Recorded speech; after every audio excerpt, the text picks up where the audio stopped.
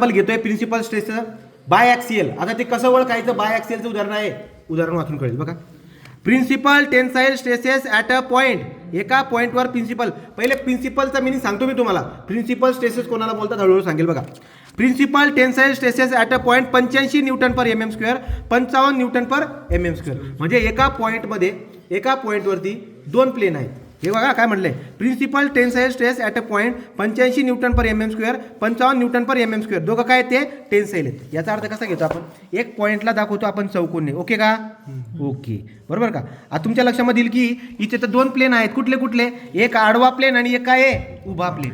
तर तुम्हाला बघा आता काय काय दिले, कळालं की नाही? हा एक पॉईंट आहे. पॉईंटला रिप्रेझेंट कशाने करतात? चौकोनाने. केलं? हा, आता वाचा बरं का. इथे प्रिन्सिपल स्ट्रेस दिले. प्रिन्सिपल टेन्साईल स्ट्रेस कोणाला बोलतात? प्रिन्सिपल स्ट्रेस कोणाला बोलतात? प्लेनवरती फक्त नॉर्मल स्ट्रेस लागायला पाहिजे. काय? नॉर्मल. शिअर स्ट्रेस लागायला नको. कसं सांगतो हे बघा. तो प्रिन्सिपल टेन्साईल स्ट्रेस किती आहे? 85 आणि 55 आहे. तो मी काय करतो बाळांनो, या आडवी याच्यावरती बघा, हे याला दाखवतो 85. काय दाखवतो याला मी? तुम्हाला पटेल त्या पद्धतीने दाखवतो. मी पहिला दाखवलं 85. आडव्यावरती जास्त दाखवायचं नेहमी. तर हा 85 न्यूटन पर mm स्क्वेअर, इकडे पण 85 न्यूटन पर mm स्क्वेअर. आणि वरती काय असणार बरं का? वरती काय दिलाय? यांनी वरती दिलाय आपल्याला 55. किती दिलाय? 55. मग ते दोघं टेन्साईल म्हणले.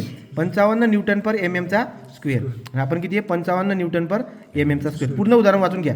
हे जे स्ट्रेस आहे याला प्रिन्सिपल स्ट्रेस म्हणतो. कुठले? लक्षात घ्यायचं. प्रिन्सिपल स्ट्रेस जे आहेत ते नेहमी दोनच प्लेनवर राहतात. किती? तुम्ही 2D ॲनालिसिस करतायत ना, तर प्रिन्सिपल स्ट्रेस फक्त नेहमी दोनच प्लेनवर राहतात. आणि हे दोघं प्लेन एकमेकांना परपेंडिक्युलर राहतात. आहेत की नाही? हा एक प्लेन आहे, प्लेन एकमेकांना परपेंडिक्युलर आहे. आणि पण तुम्ही म्हणाल की प्रिन्सिपल स्ट्रेस कोणाला बोलतात? किंवा प्रिन्सिपल स्ट्रेस कोणाला बोलतात? प्रिन्सिपल स्ट्रेस म्हणजे परपेंडिक्युलर स्ट्रेस.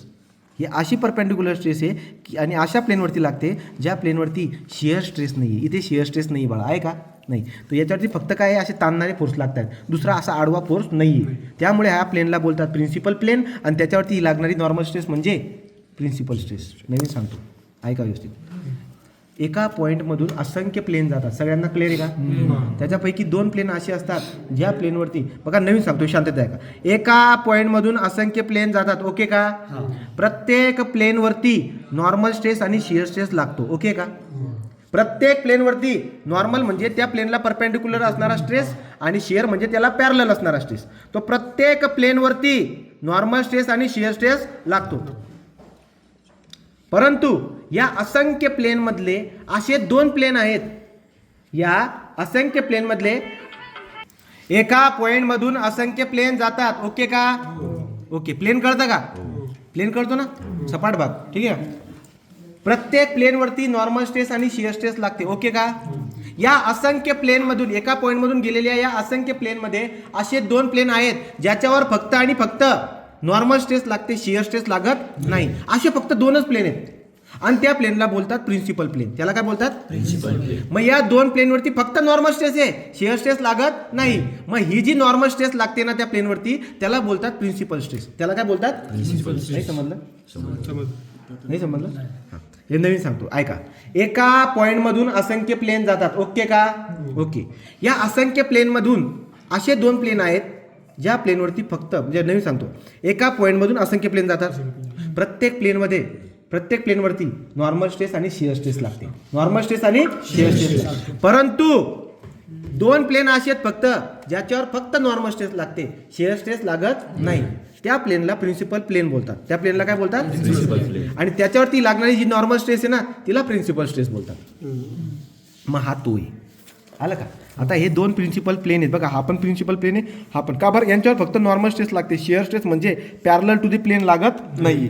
हे काय? हे दोघं हे काय आहेत? प्रिन्सिपल स्ट्रेस आहेत. ओके का? हे प्रिन्सिपल स्ट्रेस आहेत. मग आता मला काय म्हणलेलं त्याने उदाहरण बघा. मला काय म्हणतोय तो?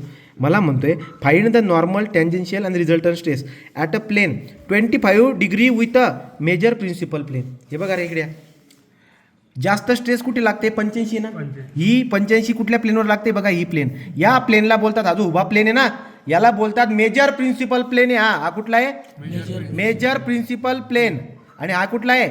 Minor principal plane. आलं का लक्षात? तर त्यांनी काय म्हटलंय, जरा नीट वाचा. नीट वाचाल तर वाचाल तुम्ही. बघा तो काय म्हणले, 25 degree with a major principal plane, म्हणजे या प्लेन सोबत 25चा अँगल केलाय, म्हणजे उभ्या सोबत अँगल केलाय, म्हणजे ओके आहे. इथं तुम्हाला चेंज करायची गरज नाही. म्हणून थिटा किती आला आपला 25 डिग्री. समजतंय का? याला या आडव्याला बोलणार आपण सिग्मा एक्स, तो टेन्साईल आहे म्हणून ओके. हा सिग्मा वाय, हा पण टेन्साईल आहे म्हणून ओके. चालेल. चला बरं का, आता आपण फॉर्म्युला वापरणार. पहिला आहे माझ्याकडे नॉर्मल स्ट्रेस फाइंड आउट करायचं मला या 20 डिग्रीवरती. हा जो प्लेन आहे ना बघा, हा जो तिरपा प्लेन आहे की नाही, हां, तर या प्लेनवरती आपल्याला काय काय शोधायचं आहे. याला परपेंडिक्युलर असणारा स्ट्रेस सिग्मा आहे नॉर्मल स्ट्रेस, आणि याला पॅरलल असणारा टाऊ म्हणजे शिअर स्ट्रेस, हे शोधायचं आपल्याला. कळलं का? त्या पॉईंटमधून गेलेला असा प्लेन घ्यायचा आहे जो या हुब्याला 25 डिग्रीवरती असेल. बरं का, आहे का 25 डिग्री, आणि त्याच्यावरचा नॉर्मल आणि शिअर स्ट्रेस काढायचा आहे. बरं, मग कसं आहे नॉर्मल स्ट्रेसचा फॉर्म्युला काय बाळांनो, sigma x plus sigma y by 2 plus sigma x minus sigma y by 2 cos 2 theta. कळलं का? Cos 2 theta. मला एक सांगा, तो आपण आता काय करणार आहे, तुमच्या लक्षामध्ये सिग्मा एक्स किती दिला आहे बाळांनो सांगा, 85. ताणतोय म्हणून पॉझिटिव्ह.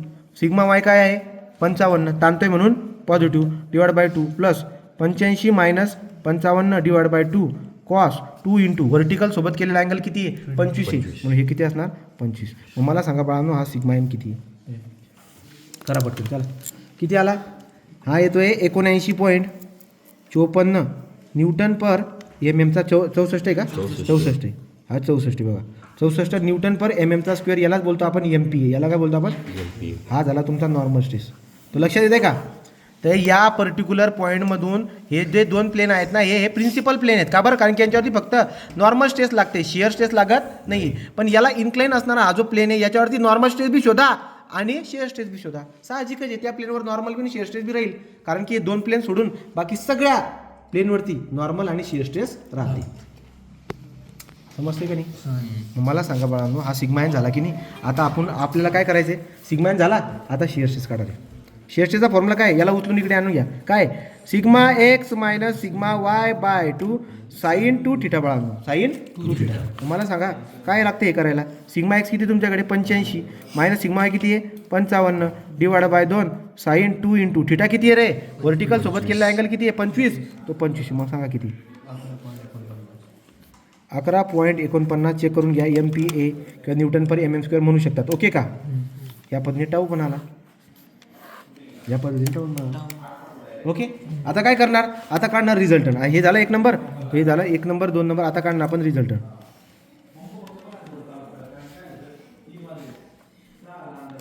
रिझल्टन कसं काढणार, अंडर रूटमध्ये पहिल्यापासून घ्या, सिग्मा एनचा स्क्वेअर प्लस टाऊचा स्क्वेअर. आणि तुम्हाला जर का ऑब्लिगिटी काढायची असेल फाय, तो कसा काढणार, टॅन इनवर्स ऑफ बघा, तुम्ही सिग्मा एन बाय टाऊ जर का केला तर अँगल भेटेल तुम्हाला.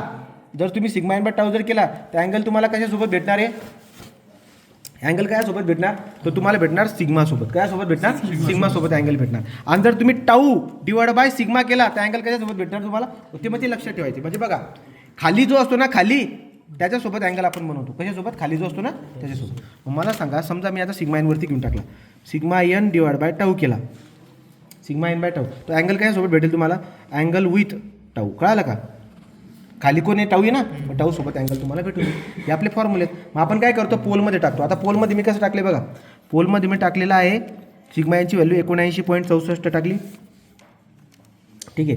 हा आपला नंतर दुसरा काय आला, किती आला याचा रिझल्टन बघा, पोलमध्ये टाकायचं आपल्याला. या दोघं व्हॅल्यू आपण पोलमध्ये टाकायचं. बघा, हा आपल्याकडे सिग्मा एन आला 79.64, मी पोलमध्ये टाकतो. बघा, ऑन शिफ्ट हा प्लस टाकायचा, किती येतो 79 पॉईंट किती 64 कॉमा काय शिफ्ट हा कॉमा, आणि इथं किती दुसरा आहे 11.49 80.46. किती आला बरं रिझल्टन, हा आला 80.46 एम पी ए. आणि अँगल किती आला बघा 8.20. अँगल जो आलाय बाळांनो, तो आलाय 8.20. जर होतो ना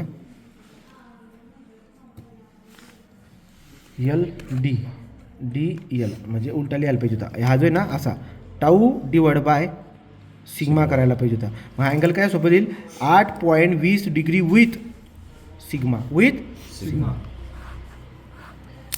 ओके का? या पद्धतीने आपल्याला हे उदाहरण सॉल्व करता येतील. Next question, the principal stresses at a point. Principal stresses म्हणजे कुठले? प्रिन्सिपल प्लेनवरती लागणारे नॉर्मल स्ट्रेस. प्रिन्सिपल प्लेन म्हणजे कोणता? लक्षात घ्यायचं, एका पॉईंटमधून असंख्य प्लेन जातात. प्रत्येक प्लेनवरती नॉर्मल स्ट्रेस आणि शिअर स्ट्रेस असते. प्लेनला परपेंडिक्युलर नॉर्मल स्ट्रेस असते, प्लेनच्या अलॉंग शिअर स्ट्रेस असते. प्रत्येक प्लेनवरती नॉर्मल आणि शिअर स्ट्रेस असते. परंतु एका पॉईंटमधून जाणाऱ्या या एका पॉईंटमधून जाणाऱ्या असंख्य प्लेनमध्ये 2 प्लेन असे असतात ज्यांच्यावरती फक्त नॉर्मल स्ट्रेस असते, शिअर स्ट्रेस राहत नाही. त्यांना आपण प्रिन्सिपल प्लेन बोलतो आणि त्यांच्यावरच्या स्ट्रेसला आपण प्रिन्सिपल स्ट्रेस बोलतो. For example, the principal stresses at a point. At a point म्हणजे या पद्धतीने काढायचं. ओके, प्रिन्सिपल म्हणलेले आहे म्हणून हे 2 परपेंडिक्युलर आले. ओके, बघा, principal stresses at a point across 2 mutually perpendicular plane. 110 आणि 85 बाळा. 110 म्हणजे जास्त इथं दाखवायचं तुम्ही. 110 पहिले बघून घ्या टेन्साईल आहे का काय. तो stresses both are tensile. Both काय आहे? टेन्साईल. म्हणजे तुम्ही याला असं ओढताना दाखवायचं. हा किती आहे? 110 आहे. 110 न्यूटन पर mm चा स्क्वेअर. 110 न्यूटन पर mm चा स्क्वेअर. आणि इथे किती आहे? 85 आहे. 85 पण हे पण टेन्साईल आहे. तो वरती दाखवणार 85 न्यूटन पर mm चा स्क्वेअर आणि खाली किती आहे? 85 न्यूटन पर mm चा स्क्वेअर. ओके का? पुढे जाऊया. Determine the normal tangential resultant stress on a plane. इतके गडबड कर नका. On a plane 30 degree with major principal plane. अरे मेजर प्रिन्सिपल प्लेन कुठला आहे? हा वाला. याच्यासोबत 30 डिग्री म्हणजे उभ्यासोबत 30 डिग्री म्हणजे okay may thank you. Okay may thank you. तो मेजर प्रिन्सिपल प्लेन जो उभा आहे ना, उभ्यासोबत तो अँगल देतोय, मग काही प्रॉब्लेम नाही. पण त्याने जर का तुम्हाला असं म्हटलं की मेजर प्रिन्सिपल स्ट्रेस म्हणजे आडव्यासोबत अँगल देतोय तो, मग तुम्हाला 90 मधून मायनस करावं लागेल. इतनी बात दिमाग में रखो. समजलं का काय बोललो? मेजर प्रिन्सिपल प्लेन उभा आहे ना, उभ्यासोबत अँगल देतोय तो, पण त्याने मेजर प्रिन्सिपल स्ट्रेस म्हटलं असतं तर तुम्हाला 90 मधून मायनस करावं लागलं असतं. आलं? तो थिटा बी ओके मग थँक्यू बाळांनो. मग थिटा इज इक्वल टू किती आहे? 30 डिग्री. चला वापरा आता. एक नंबर काय असतो रे? Normal stress. Normal stress. चला लक्ष द्या. नॉर्मल स्ट्रेस सिग्मा एन कसा काढतात? सिग्मा एन बराबर sigma x plus sigma y by 2 plus sigma x minus sigma y by 2 cos 2 theta. Cos 2 theta. Sigma x किती आहे? 110. मग बघा बरं आता 110 plus 85 divide by 2 plus 110 minus 85 divide by 2 cos 2 into theta किती बाळांनो? 30. मग मला सांगा सिग्मा एन किती आला? आवरा पटपट.